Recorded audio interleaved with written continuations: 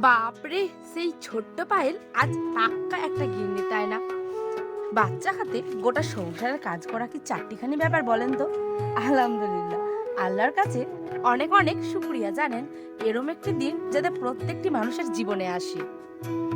আজ শবে বরাত, উদ্দেশ্যে এত আয়োজন, তেমন বেশি কিছু করতে পারিনি, তবে সামান্য যেটুকু করেছি একা হাতে সেটাই আজ আপনাদের সাথে শেয়ার করলাম। আর এত আনন্দের মধ্যে এমন অঘটন ঘটবে কেই বা জানতো বলুন? তো চলুন প্রথম থেকে সমস্ত কিছু শুরু করছি, তারপরে বুঝিয়ে বলবো আপনাদের ব্যাপারটা কি। আসসালামু আলাইকুম, কেমন আছেন সকলে? আমার প্রিয় পরিবার, আশা করছি ভালো আছেন, সুস্থ আছেন। নতুন একটি দিনের সাথে নতুন একটি ব্লগ নিয়ে চলে এসেছি।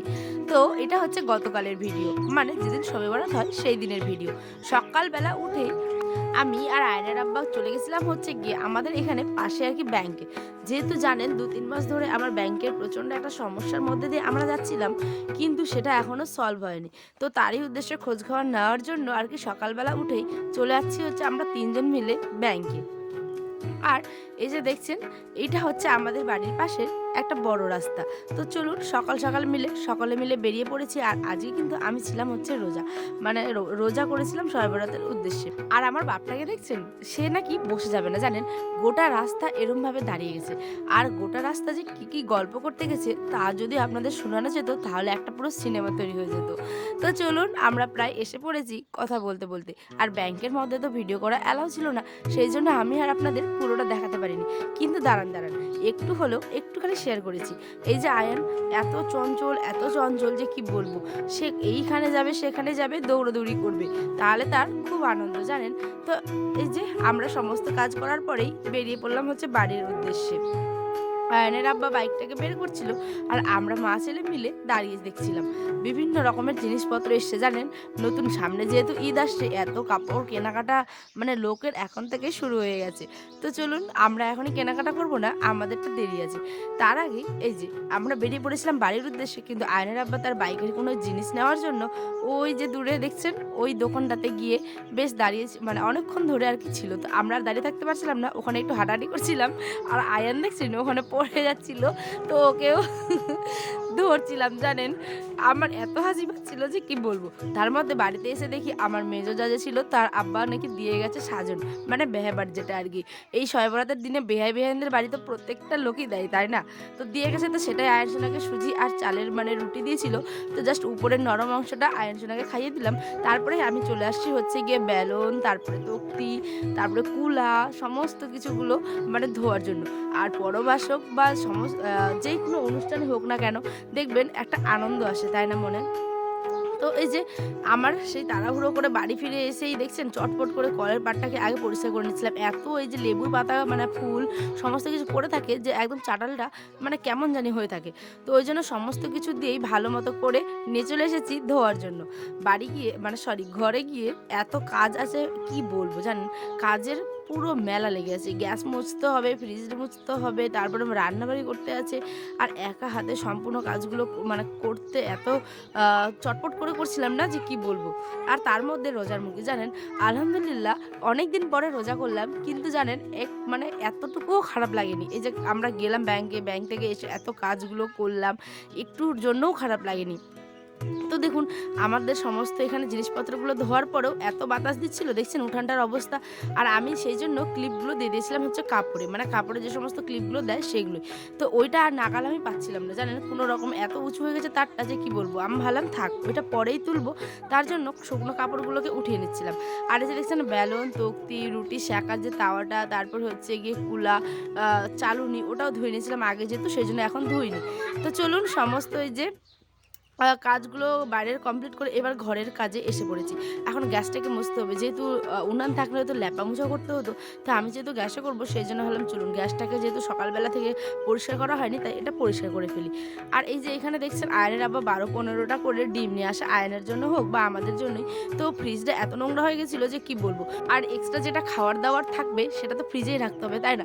তাই এত নোংরা হয়ে গেছিলো যে কি দেখুন, ভালো মতো করে এটা পরিষ্কার করতে হচ্ছে। আর বরফটা পুরো গলে একদম ঠান্ডা হয়ে গেছিলো, আমি তো বুঝতেই পারছিলাম না, যেহেতু হাতটা এত মানে ঠান্ডা হয়ে গেছিলো যে প্লেটগুলো দেখছেন না সেখান থেকে জল পড়ে যাচ্ছিলো। যেহেতু ফ্রিজটা আমি বহুদিন ধরে অফ রেখেছিলাম, ঠান্ডার সময় ফ্রিজটা কিন্তু কমই চালানো হয় জানেন আমাদের বাড়িতে।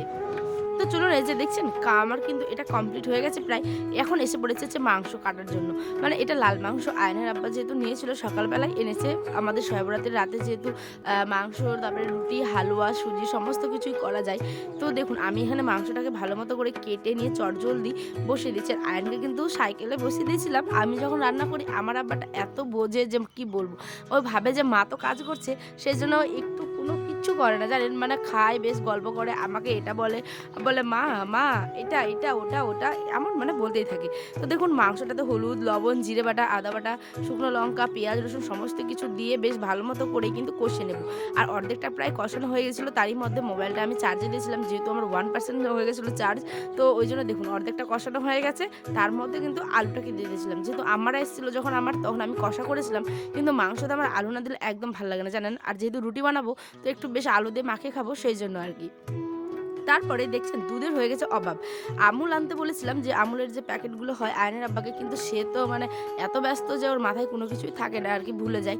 তো কি আর করা যাবে। আর আমি এই সমস্ত দিনে আর কি কোথাও কিনতে যাব এরম অবস্থাও নেই আমার, সেই জন্য আমি গুঁড়োর দুধ দিয়ে দিয়েছিলাম। আর জাস্ট করব হচ্ছে গিয়ে একটু সুজি আর রুটি, বেশি করব না জানেন। হালুয়াটা আয়নের আব্বা মানে বিশেষ করে আমাদের বাড়ির লোকগুলো আর কি সবাই এত পরিমাণে করেছে যে আমার আর অত দরকারই পড়েনি করার জন্য। আমি জাস্ট সুজিটা করেছি। আর আয়ানকে একা হাতে নিয়ে কাজ করা, তারপরে আয়ানকে খাওয়ানো থাকে, আমার ভিডিও এডিট করা, থাম্বনেল করা, মানে সমস্ত কিছুগুলো মিলে আর রোজার মুখে এত কিছু করে কি করবো বলুন তো।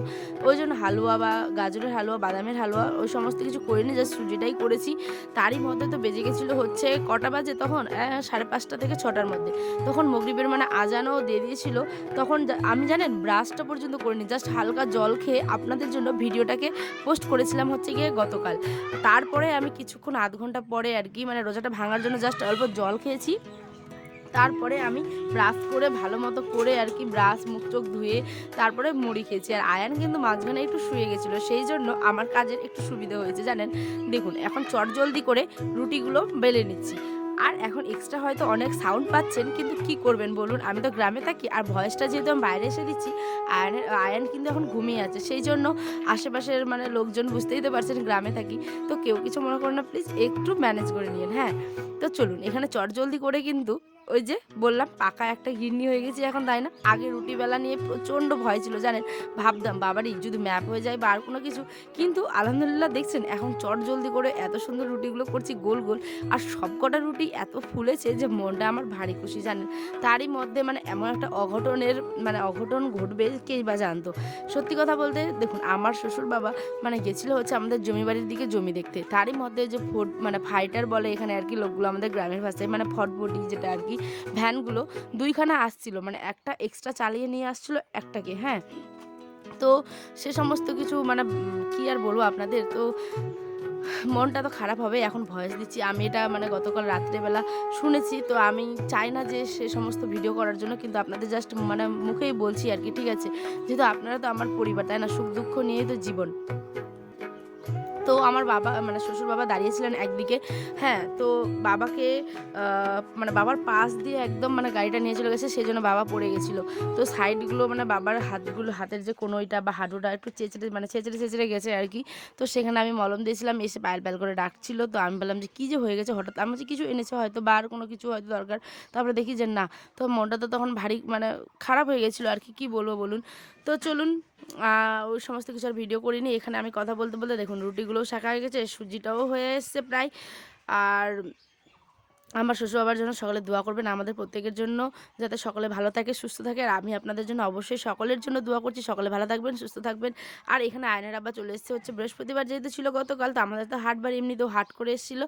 আর এখানে সমস্ত যে ফাতিয়ার জন্য আমি সুজি রুটি সমস্ত কিছু রেডি করে দিচ্ছিলাম আয়নের আব্বাকে। আর এদিকে হটপটে আবার দেখে রাখছিলাম যে আমি কয়েকটা দিলাম আর কয়টা আছে আর কি, বেশি বানাইনি, 8-9টার মতো বানিয়েছিলাম জানেন। তো চলুন এদিকে ওর বাবা চলে গেল, আর আয়ান তো খেতেই ব্যস্ত সবসময়।